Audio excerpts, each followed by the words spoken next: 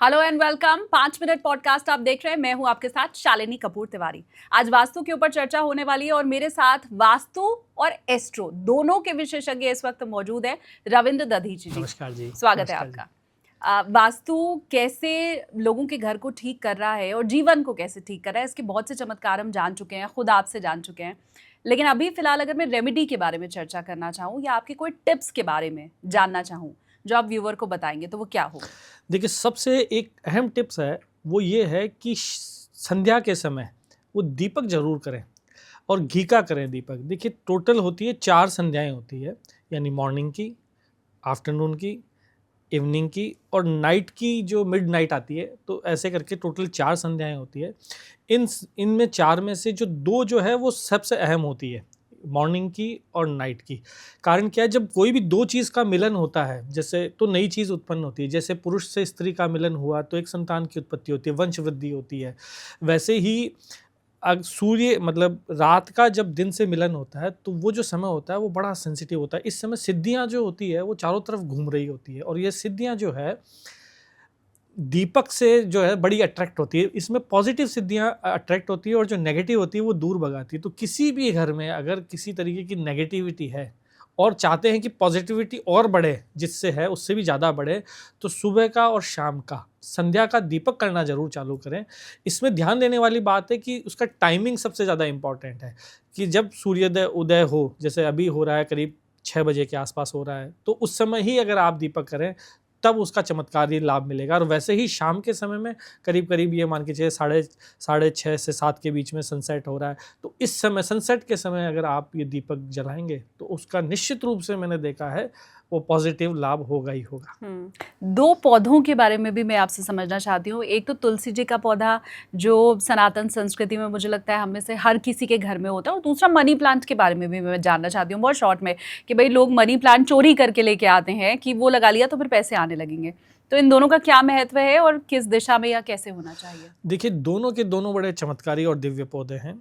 ये तो दोनों लगाएँ तो नॉर्थ ईस्ट के अंदर तो तुलसा जी का रखा हुआ बहुत ही विशेष लाभ देता है, और नॉर्थ वेस्ट में जो है वो मनी प्लांट, या साउथ वेस्ट में कई लोग साउथ वेस्ट के लिए मना करते हैं, पर लगाइए, कोई दिक्कत नहीं है।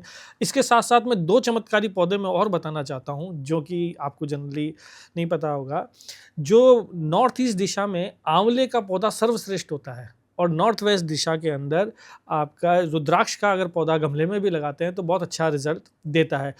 जैसे रुद्र की आँख से जब आँसू गिरा तो रुद्र अक्ष बना, वैसे ही ब्रह्मा जी की जब आँख से आँसू गिरा तो आंवला बना। और नॉर्थ ईस्ट दिशा में आंवला लगाते हैं, वैसे तो पेड़ होता है पर पौधे रूप में भी लगाते हैं, बहुत ही चमत्कारी लाभ है। और नॉर्थ वेस्ट दिशा में आप अगर रुद्राक्ष का लगाते हैं तो बड़ा ही चमत्कारी घर के अंदर प्रभाव मिलता है जी। मेट्रो सिटीज़ में हम देख रहे हैं कि कबूतर बहुत हैं, क्योंकि भाई उनके घर में हमने जब अपना घर बना लिया तो वो बेचारे फिर कहाँ जाएंगे। लेकिन डॉक्टर्स ये कह रहे हैं कि उससे हेल्थ इशू भी होता है, और ज्योतिषी बहुत से ये कहते हैं कि कबूतर आसपास अगर हैं तो वो उजाड़ता की निशानी है। क्या वास्तु भी ऐसा कहता है? नहीं, वास्तु और ज्योतिष देखिए अलग नहीं है, परंतु जो कबूतर है मैं आपको बताता हूँ, कबूतर का ये चला कहाँ से, सबसे पहले जो उदाहरण मिलता है वो वाल्मीकि रामायण के अंदर इसका उदाहरण मिलता है कि जब हनुमान जी ने लंका दहन करी और लंका जलाने के बाद में उनको लगा कि अरे क्या हुआ, मैंने तो सीता माता को जल गई होगी मेरे इस जलाने से, तो वो समुद्र में कूद करके और आत्महत्या कर रहे थे। तब उस समय देवता लोग जो है वो कबूतर का रूप धारण करके आए और हनुमान जी को आश्वासन दिया कि नहीं, माता अभी जो है सही सलामत है, आप जाके अशोक वाटिका चेक करें। तब हनुमान जी ने उनको आशीर्वाद दिया कि जो भी तुम्हारे को चुग्गा डालेगा, अन्न डालेगा, उसके कभी कोई कमी नहीं रहेगी। ये तो हुई मेन बात। दूसरी बात ये था कि शास्त्र, अच्छा, हनुमान जी ने उनको एक आशीर्वाद ये भी दिया कि जहाँ भी तुम निवास करोगे वो तुम्हारा हो जाएगा और वहाँ एकांत होने लग जाएगा। तो देखिए, कबूतर आए, चुग्गा चुगे और उड़ जाए, कोई दिक्कत नहीं है, पर वो घर में स्थायी निवास नहीं करना चाहिए। तो चुग्गा मेरी राय में तो डालना ही चाहिए। अभी डॉक्टर कह रहे हैं कि जी उसमें बीमारी हो गई है। देखिए, बीमारियां तो सब में थी, कोरोना भी आया, बीमारी बढ़ी। अभी गाय के अंदर एक वो वायरस आया था लंपी, वो भी आया, वो भी कई गौएं गई, पर वो भी अब सही गई, तो लोगों ने गौओं को चारा डालना तो बंद नहीं करा।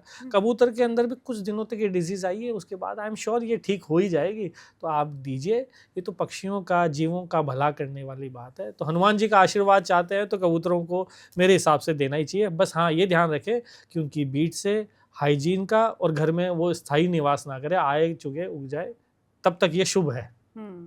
ठीक है, thank you so much Ravindra thank you ji, thank you ji.